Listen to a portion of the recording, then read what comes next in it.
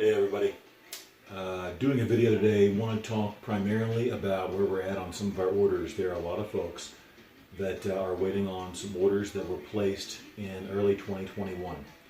If you haven't been keeping up, which I don't know how you're going to see this video, if you haven't been following either the Instagram or the Facebook or get the newsletter by my website. But regardless, in early 2021, around March or so, I had to wind up shutting down my shop in Portland, Oregon, and we decided it was time for us to move. That process took several months. I didn't get moved and set up and start producing knives again until I think around late October, early November. Now since then we've been doing steadily good, producing knives regularly, like weekly knives are shipping out. Part of what's going on in the background though is I can't be in here 100% of the time making knives. I'm in the shop 100% of the time. But there's a lot going on. I've got a different shop now. I've had to adapt a lot of my processes. And this gave me the chance to also improve a lot of the stuff I can do. I figured I'd put in the upfront, front load all this legwork as far as refining things and doing things a little better so that we'd start 2022 off on track, which is basically where we're at. Things like, you're like, what does Wilson mean when he says I've been working behind the scenes to get stuff done? A prime example is my curing oven for gun coat. Now, before the move, I had been using basically an almost primitive oven to cure the gun coat that I sprayed on some of the knives. I use gun coat as a finish on certain things for various reasons, like on the blasted portion of the knives. So I came out here, and of course, during the move, something went wrong and it didn't work properly, so I had to build a new oven. Well, that seemed like a small thing, but I had to get parts, figure out, if I'm going to do it once, I might as well do it right. So spent some money, upgraded, built it, bought parts, yada, yada, yada, all while I'm still trying to make knives and bake the gun coat. So, that's one example. I had some product difficulties a couple of weeks ago with one of the products that I use. Set me back, no small amount of time and money to fix that. Now, that's my problem, not yours. But if you're wondering what goes on that takes more time, that's it, man. I'm a one-man show, and when something goes wrong, it's up to me to not only fix it, but also absorb all the costs and the lost time. That's fine. I'm not complaining. I'm just letting people know when they want to know why does it take so long. Guys, that's the nature of the beast, man. I'm not thrilled about it. Believe me, nobody would like to kick these knives out faster and better than me. If I could produce 4 knives a day, finished and ready to ship, I'd do it. That puts money in my pocket and makes my clients happy. But that's not realistic.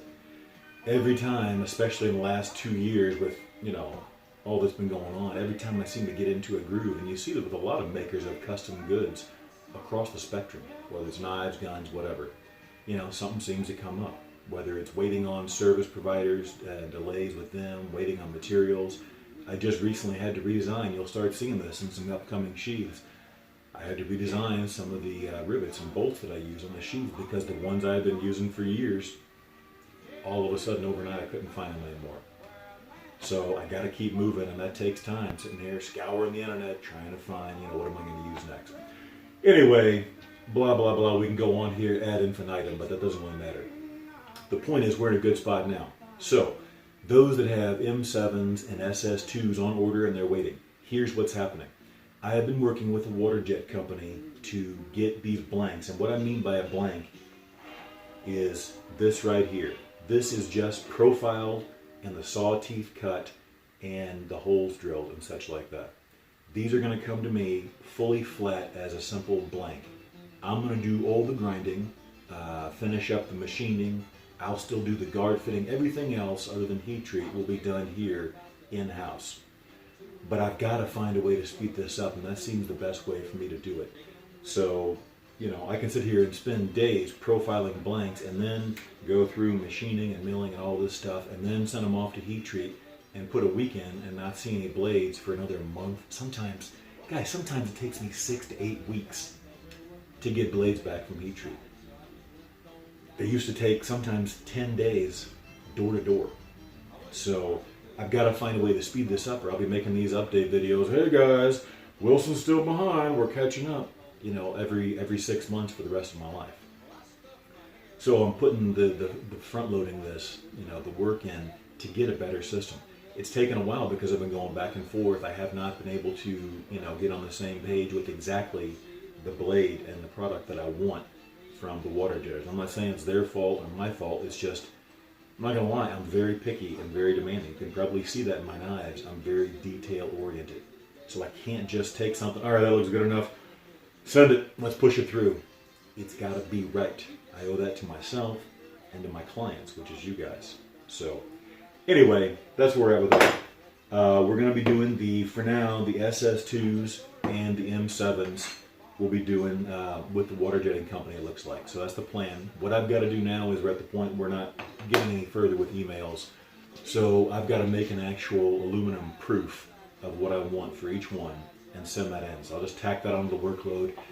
Probably get that done in the next 5 to 10 days if things go well. I'm actually getting to a point where I'm comfortable with where I'm at on everything. So that's the plan. That will allow me then to start speeding this up. I wouldn't say exponentially because I'm still a one-man show, but it will speed things up. If things go well and I get that out to them in the next, 5 to 10 business days, then hopefully in February we're going to start seeing shipments of these blades that are ready to go. So this will represent a very big step forward in speeding up the process and getting guys their knives, which is ultimately what we want to do. Now, another thing we're working on recently is Kydex. If you've been looking at the Instagram feed or Facebook, if not, I strongly urge you to do so. You can use Instagram without having the Instagram app. You can simply search and get if you want, I will send you the links to my account and you can look at it from your computer if you prefer to do that. So anyway, I know this video is going on long, but there's a lot that's going on and we're also getting to a very good spot. The gun coat is getting dialed in. The Kydex is getting dialed in. Been making some sheaths with that. It looks very nice. Very pleased. If you're interested, if you have an order placed and you are interested in having Kydex instead of leather, let me know. That's now an option. At some point, I will probably make Kydex the standard. I'm not going to mess with people that have orders placed. That's not how I'm going to do it. But at some point, probably very soon, Kydex will become the standard sheath. And then leather will be an upgrade just because it represents a significant increase in time spent to the knife, to these complex leather sheaths that I make. And prices have been going up. I've been absorbing it for years. My knife prices have not really changed except for a few little things for years. So what we'll probably do is go to Kydex as the de facto standard for the knife sheaths, and leather will be an upgrade. Again, I'm not going to mess with your order if you have an order placed already. So, that being said, if you're interested in going to Kydex, shoot me an email, we'll make an amendment and everything else. One of the other updates or advances we've made is, as I get closer to your order now, I email you an order form where you can visually select all the options you want, because I know I've got a lot of different things going on. And that way we have a visual record of what you want on your order.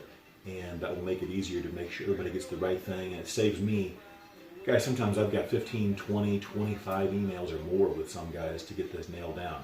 And I understand they want what they want, and I want to get them what they want, but I got to get away from the computer and get out here making knives. So, anyway, all good things. It's just, it's got to be patient, man. I am doing everything I can to make this happen.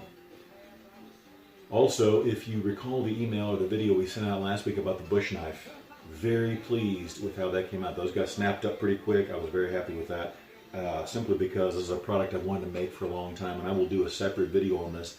This one goes out to my crazy Viking friend Svein. Congratulations, buddy, you got a couple of knives coming, but this one I am very pleased with. And again, I will do a separate video on it, but we got this tapered handle here, which allows us to do a pinch grip and a number of other things. We have these little machine slots here. What those are for is so you can orient the knife and index it without having to visually look at it. So I put my thumb here. If I feel those slots, I know the edge is facing forward. Got the gun coat. This is carbon steel. I have shied away from carbon steel in recent years just because of the propensity to rust. And we have a lot of precipitation here in the Northwest. And I just don't like messing with it. But now that we've kind of got this gun coat dialed in, which this OD gun coat I think looks really nice. Really nice.